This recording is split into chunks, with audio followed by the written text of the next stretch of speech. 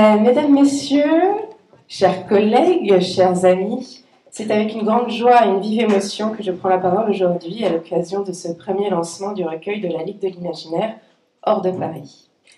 Je tiens à remercier chaleureusement les auteurs de la Ligue. Votre confiance nous permet de vivre ensemble cette journée exceptionnelle. Votre présence et votre engagement sont essentiels à cette aventure. Un grand merci également à l'éditeur Livre de Poche, dont je salue la directrice Audrey Petit, qui malheureusement n'est pas parmi nous ce soir, mais qui sera donc représentée par Alix Auron, qui est l'éditrice du recueil. Votre accompagnement, il est constant et votre soutien est fidèle. Vous jouez un rôle central dans cette belle réussite collective. Je souhaite également remercier chaleureusement le Centre de transcription et d'édition Braille pour sa confiance et son engagement dans l'accessibilité de la lecture pour tous.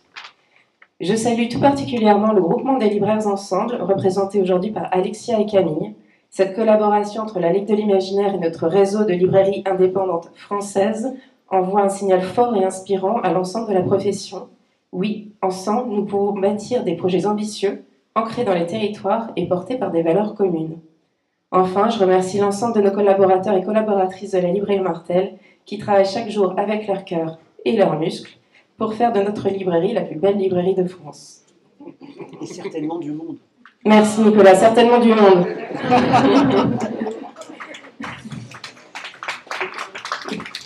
Merci. Nous sommes ravis d'accueillir ce projet qui nous tient tant à cœur. C'est un honneur, mais aussi une responsabilité que nous prenons avec beaucoup d'enthousiasme. Merci à toutes et tous de votre présence, de votre confiance et de votre engagement à faire vivre la littérature pour tous. Je laisse à présent la parole aux acteurs de cette soirée pour vous présenter ce beau projet. Merci à tous.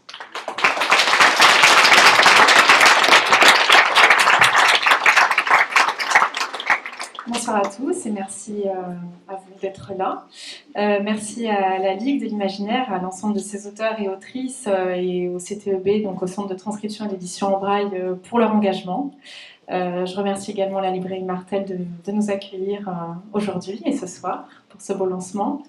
Et je vous remercie vous aussi, les lecteurs et les lectrices, parce qu'en achetant ce recueil, vous contribuez donc à soutenir les associations que nous portons au fil des années au Livre de Poche, et donc cette année le CTEB, puisque c'est vraiment dans l'ADN du Livre de Poche depuis maintenant plus de 10 ans, de soutenir des associations en faisant des livres caritatifs, et maintenant c'est la deuxième année que donc, nous faisons ce très beau recueil de nouvelles avec l'ensemble des auteurs de la Ligue de l'Imaginaire au soutien donc, du Rire Médecin l'année dernière. On a un long partenariat aussi sur d'autres textes avec l'UNICEF par exemple, avec le Rire Médecin, avec les Maisons de Vincent. Voilà. Donc là, c'est les auteurs qui ont décidé cette année de soutenir le CTEB et on était ravis de pouvoir porter cette cause à leur côté.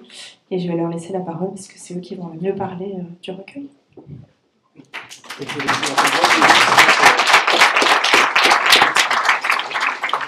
ne vais pas expliquer comment vous avez... Si, mais d'abord tu présentes le CTEB, non? Bonjour à tous et à toutes. J'en ai rencontré déjà certains et certaines tout à l'heure. Donc le Centre de transcription et d'édition en braille, c'est une vieille association qui fait des livres en braille, c'est-à-dire que, je vais vous donner juste un contexte pour vous aider à comprendre. Un livre en braille, c'est quelque chose qui coûte environ 700 € de prix de revient. On ne pourrait pas vous vendre un livre à 700 €. On va le vendre quand même au même prix unique éditeur que les autres. Donc vous voyez le gap de perte. Et ce que je dis pour le livre en braille et tous les malvoyants et non-voyants de France, c'est vrai aussi pour toute l'édition adaptée, mesdames et messieurs. Ça veut dire quoi? Les dyslexiques, les dysgraphiques, c'est les gens qui ont Asperger, ce sont les gens qui ont une déficience intellectuelle ou autre. Et c'est vraiment incroyable ce que quand vous êtes venus à nous pour cette action-là, parce que c'est la première action d'envergure qui nous permet de vous parler à vous, grand public, de nous, de l'édition adaptée, et du fait que ce soit un livre qui va permettre d'en faire d'autres pour ceux qui en manquent.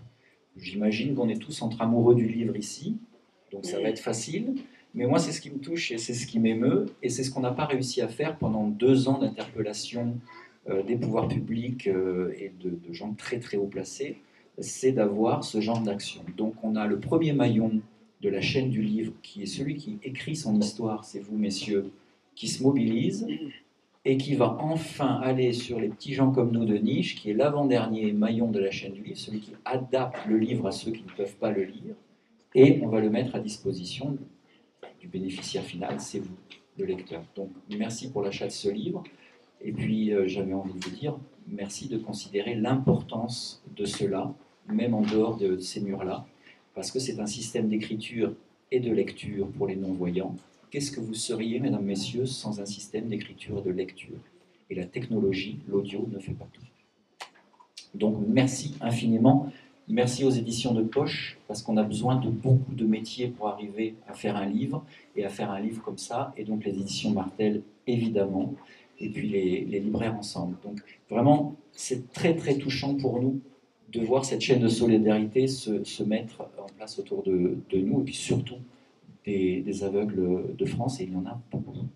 Voilà. Merci infiniment.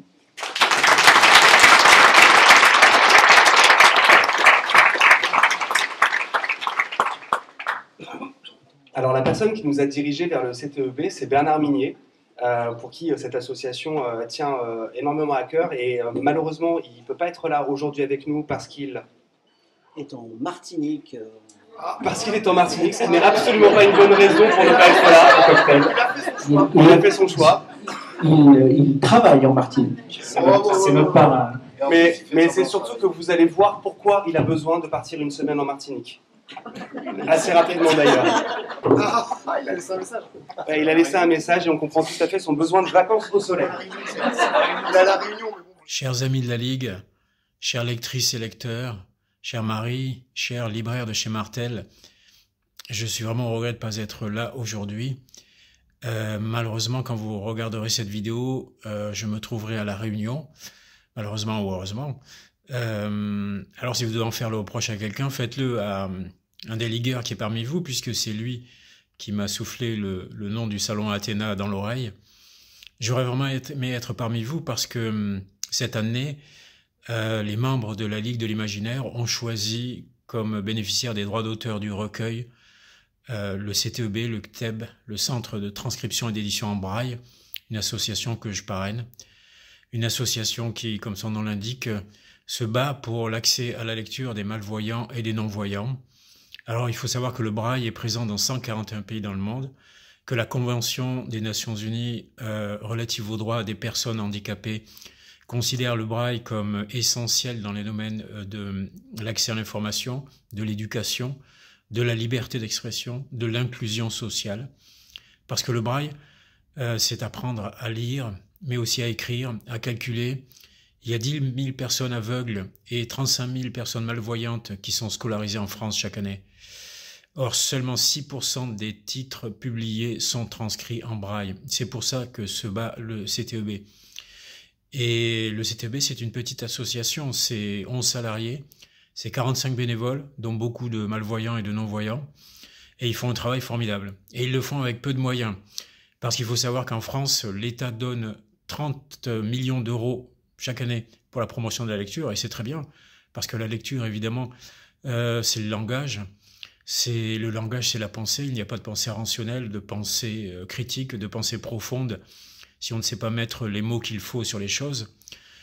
Mais s'il donne 30 millions d'euros pour la promotion de la lecture, il donne royalement 20 000 euros chaque année au CTEB, c'est-à-dire nada, que chi, rien. Alors je m'en suis ouvert à la ministre de la Culture, je l'ai rencontrée. J'ai aussi eu des réunions avec sa directrice de cabinet et avec le directeur du Centre national du livre, qui m'ont fait plein de belles promesses. J'attends toujours qu'ils les tiennent. C'est pourquoi je suis particulièrement content que cette année, la Ligue de l'Imaginaire ait choisi le CTEB comme bénéficiaire des droits de son recueil. Et je tiens en particulier à remercier les auteurs qui ont rédigé les nouvelles de ce recueil, c'est-à-dire Olivier Ball, Jean-Luc Bizien, Sébastien Drouin, Éric Giacometti, Alexis Lepsker, Olivier Norek, Cédric Cyr, Nico Taquian, Franck Tillier, Éric Witzel et moi-même.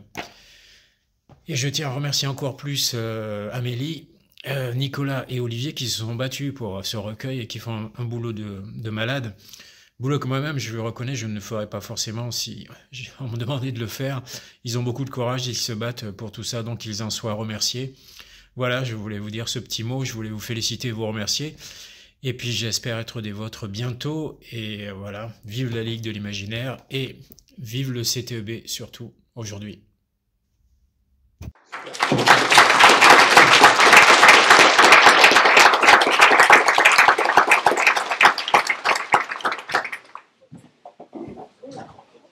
Rebonjour à toutes et à tous et merci de votre présence. Il y a quelques années, pendant le Covid, on s'est tous réunis, on a discuté, on s'est dit qu'est-ce qu'on pourrait faire pour faciliter un peu les choses. Et à notre niveau, la seule chose qu'on sait faire en fin de compte, c'est écrire. Donc on avait écrit des nouvelles qu'on avait comme ça au fur et à mesure des semaines offertes sur les réseaux sociaux. Et puis quelques années plus tard, on s'est posé en gros la même question, qu'est-ce que la Ligue de l'Imaginaire, si ce n'est évidemment une ligue qui est vouée à défendre la culture populaire, et il n'y a aucun compliment qui puisse être plus beau que de dire que d'un livre qu'il est populaire. Et donc on s'est dit que par l'écriture, on pouvait être utile. Et on a eu cette idée du recueil qui pourrait sortir à Noël, qui s'appelle donc le recueil de Noël, évidemment. Le pire des Noëls, parce qu'on est quand même des auteurs de polar, de suspense, de romans noirs, donc le pire des Noëls nous a semblé quelque chose d'assez évident. La première année, on a tous voulu écrire, toutes et tous voulu écrire. Donc il y avait 22 auteurs dans un petit recueil, on avait à peu près l'espace de 7, 8, 9 pages pour faire une nouvelle, alors que nous, on aime quand même mettre en place des univers, mettre en place des personnages et une intrigue. Cette année, on a décidé en fait que le recueil serait en 2 ans. La première année, les 11 premiers auteurs, et la deuxième année, les 11 suivants. Cette année, c'est un recueil spécial Frayeur. L'année prochaine, c'est un recueil spécial Love Story, mais vous imaginez bien que quand les auteurs de la Ligue s'attaquent au Love Story, ça va être un peu dégueulasse. Et donc voilà que 11 auteurs se sont décidés à essayer de vous faire frissonner cette année dans ce recueil de la Ligue. Évidemment, la première année, c'était le Rire Médecin, et on a eu vraiment la chance de réussir à récolter, grâce à vous, 50 000 €. Cette année, on espère qu'on va faire encore mieux. Et il faut vraiment, vraiment que vous sachiez qu'absolument personne ne touche d'argent sur ce recueil. C'est ce qu'on appelle une édition zéro. C'est-à-dire que les auteurs ne touchent pas d'argent et la maison d'édition réussit juste à payer les gens qui ont travaillé, imprimeurs, encre, papier, etc., etc. Donc vraiment, c'est vraiment se dire... nos relations ne sont pas obligatoirement des relations de portefeuille. Ça peut être aussi des relations qui nous élèvent un peu et qui nous permettent de faire des choses encore plus belles que simplement l'écriture. Voilà. Nicolas, s'il te plaît. Eh bien, je vais prendre la suite alors, Je t'en parce prie. que effectivement, bonjour à tous. déjà. Bonjour. Oui, monsieur le Président. J'ai oublié mon président. Bien évidemment, donc. Olivier a résumé un petit peu ce qui s'est dit au sein de la Ligue. C'est bien individuellement d'écrire des bouquins et puis de les faire connaître. On s'est dit qu'on pouvait utiliser ça effectivement à des fins caritatives. Alors, bon, il a résumé tout ça, je ne vais pas reprendre. En revanche, ce qu'on peut dire, c'est que déjà, pour la Ligue, le projet a été suivi par l'ensemble des auteurs. Tous les auteurs participent et avec grand plaisir, donc on est quand même content d'avoir lancé ça. Mais il faut aussi dire aussi que cette action caritative, si elle émane de la Ligue, n'aurait jamais vu le jour si on n'avait pas eu des relais et des partenaires capables de nous suivre dans cette idée au départ folle. On ne savait pas si on allait pouvoir le faire. Et on a trouvé rapidement un interlocuteur de premier plan avec le livre de poche. Donc je tiens à les remercier parce que Audrey n'est pas là ce soir parce qu'il est très malade. Voilà, un gros rhume. Mais en tout cas, voilà, le livre de poche est bien représenté aujourd'hui et je vais encore une fois souligner le travail et le suivi qui a été fait tout au long du projet. Nous, on écrit, faire des livres, c'est pas notre boulot, on sait pas faire. Eux, ils savent faire et ils ont très bien fait. Ils nous ont aiguillés sur une première mouture, le premier recueil, et puis finalement, on a affiné le projet pour le diviser dans la Ligue, comme on vous l'a dit, 11 auteurs. C'est quand même à Alix qu'on doit le gros du travail qui a été fait pour que ce recueil puisse exister, qu'il y ait eu une version 1, puis un deuxième recueil, puis le troisième soit en cours, et on souhaite que le quatrième, le cinquième et les autres voient le jour. Donc voilà, je tenais à saluer le livre de poche. Vous le savez, pendant longtemps, la Ligue a été parisienne, et parisiano-parisienne. on a entendu les critiques hein, en nous disant bah, ça serait bien de venir nous voir ailleurs, il n'y a pas que Paris. Alors c'est vrai que bah, c'est surtout les Parisiens hein, qui organisaient le truc, les soirées à Paris, les lancements recueils aussi à Paris. Mais bon, on a entendu ce cri du cœur, voilà. Et donc on s'est dit bah ouais effectivement, ce serait bien que on quitte un peu Paris et qu'on emmène la Ligue ailleurs qu'à Paris. Voilà. Mais où?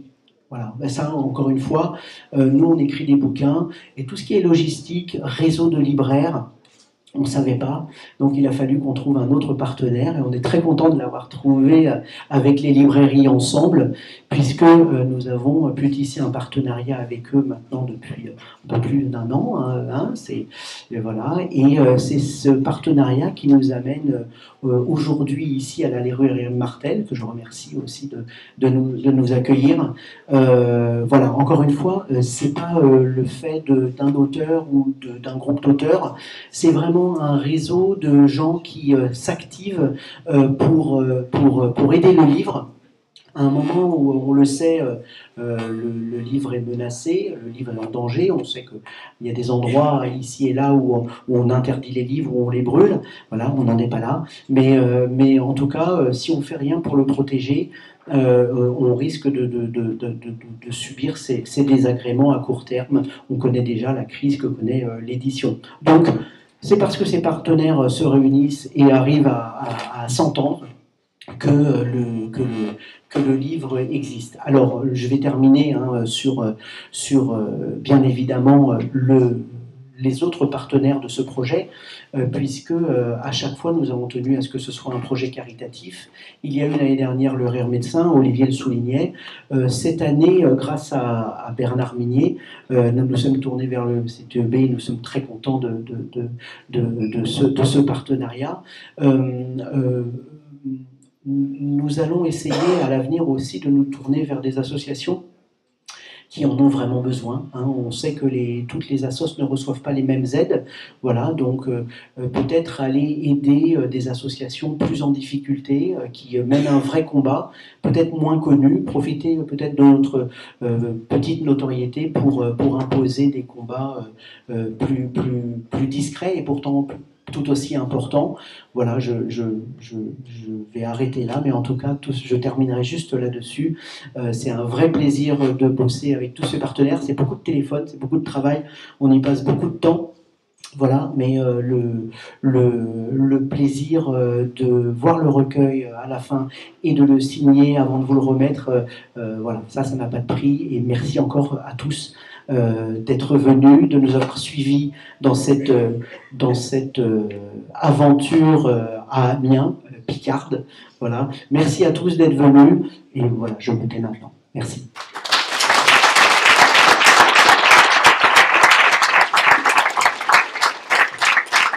Voilà, je crois qu'on est tous d'accord pour dire que c'était beaucoup trop long. Oh, c'est vrai. C'est trop bien. Et donc avant de repartir en dédicace, pour ceux qui n'ont pas eu leur roman dédicacé, ou si vous avant de passer aux questions, si jamais vous en avez, on pourrait se recentrer aussi sur ce qui nous réunit aujourd'hui, c'est-à-dire ce livre-là. Et donc ceux qui sont présents vont pouvoir peut-être vous pitcher en quelques secondes leur nouvelle. Et Nico Takian va vous pitcher sa nouvelle, et il n'était pas au courant. Le petit Jésus. Alors déjà, je me lève pour honorer mon président. Moi, à la base, j'avais juste vu un fauteuil libre. Hein, donc, bon. Mais donc, mon petit Jésus, qui est ma nouvelle, c'est l'histoire... Non. Non pas de mon petit... Je ne sais pas comment le prendre... Bon, moi, j'y vais. C'est l'histoire d'une petite poupée apparemment inoffensive qui s'avérera l'être moins que prévu. Mais j'aimerais profiter du fait que tu aies mis ce micro entre mes mains pour m'adjoindre aux propos de Bernard Minier et dire une chose sur nos Nobel, comme je les appelle, nos règles belles, le président et son sbire. Trésorier, s'il te plaît. Le trésorier, pardon. Non, mais c'est vrai qu'en fait, il faut que vous compreniez que prendre la présidence d'un groupement d'auteurs comme la Ligue de l'Imaginaire, ça relève quand même des travaux d'Hercule, puisque par définition, les auteurs sont tous des créatures un peu solitaires, souvent en désaccord, Et à un moment, eh bien, ce qu'on essaie de trouver autour d'un projet, c'est un accord général. Et ils ont quand même réussi ce tour de force depuis qu'ils sont à cette présidence, de nous faire avancer tous ensemble. Et pour ça, j'aimerais m'adjoindre à ce que disait Bernard, c'est-à-dire les remercier du fond du cœur sur leur travail qui nous mène aujourd'hui à être tous présents ici. On peut les applaudir.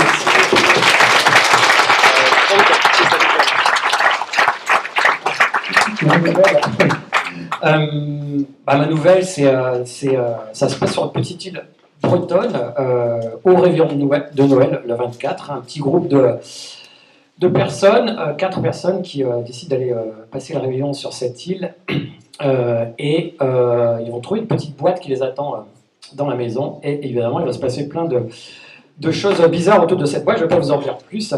Me joindre évidemment à mes camarades pour les remercier pour le travail formidable. Comme disait Nicolas, c'est un vrai parcours de combattant de réussir à dompter un groupe d'auteurs. On est quand même nombreux, et plus c'est nombreux et plus c'est compliqué. On est des auteurs, il n'y a pas vraiment de... Normalement, dans les projets ayant fait de l'informatique, il faut toujours un chef, quelqu'un qui a autorité, mais là on est tous auteurs, on est tous au même niveau, donc c'est très compliqué justement de gérer ce groupe, et ils le font formidablement bien. Il y a tout un travail incroyable, Olivier en a parlé, Nicolas aussi, de ce que vous ne voyez pas, c'est-à-dire qu'au final il y a un livre, mais derrière il y a un boulot énorme, et puis c'est vraiment un très très beau projet, parce que c'est un projet solidaire aussi, avant tout, c'est-à-dire que nous on est le maillon de l'écriture, mais c'est un des maillons de la chaîne du livre dans laquelle il y a beaucoup d'intervenants, et en fait tous les intervenants ont joué le jeu à tous les niveaux pour vous proposer un recueil qui soit le moins cher possible, de la meilleure qualité possible, et qui permette aussi, surtout, c'est ça l'essentiel, de reverser un maximum à l'association. Donc vraiment c'est tirer au maximum de tous les côtés pour que l'argent en fait du recueil profite au maximum aux personnes malvoyantes et non-voyantes. Et donc n'hésitez surtout pas à l'offrir, c'est un beau cadeau, et puis c'est une bonne œuvre, et je sais que donner, parce que quelque part vous donnez, c'est un don que vous faites, ça fait toujours du bien. Donc voilà, merci à toutes et à tous.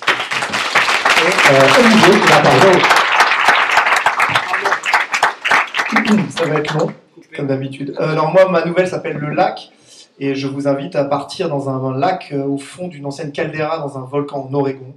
Un homme va s'y ressourcer, il veut se retrouver là-bas, mais il va s'y perdre, parce que ce lac renvoie de sombres reflets. Plongé dans la folie, ou peut-être n'est-ce pas vraiment une folie, vous verrez ça. L'occasion pour moi de rebondir avec mes camarades, encore une fois, sur un partenariat aussi qui nous tient à cœur, c'est celui avec les librairies Ensemble. Ce qu'il faut savoir, c'est que nous, c'est un partenariat au long cours sur lequel travaillent Olivier et Nicolas. Donc, en plus de cet événement, on travaille main dans la main sur le prix de la Ligue de l'Imaginaire, avec les libraires des librairies Ensemble. Donc, qu'est-ce que c'est les librairies Ensemble? C'est un regroupement de librairies indépendantes qui travaillent de manière unie pour essayer d'avoir des choses fédératrices, des actions. Donc il y a énormément de choses, de travail qui est fait tous ensemble pour vous donner envie de pousser les portes de ces belles librairies, vous donner envie d'attraper un livre et d'en lire plein. Donc on bosse avec les librairies ensemble. Aujourd'hui on est là avec la librairie Martel qui est une digne représentante de ces librairies. Et c'est le début d'une belle relation, on est trop heureux de la fêter avec toute l'équipe de Martel et les représentants des librairies ensemble. Donc voilà, vous pouvez les applaudir, ils méritent.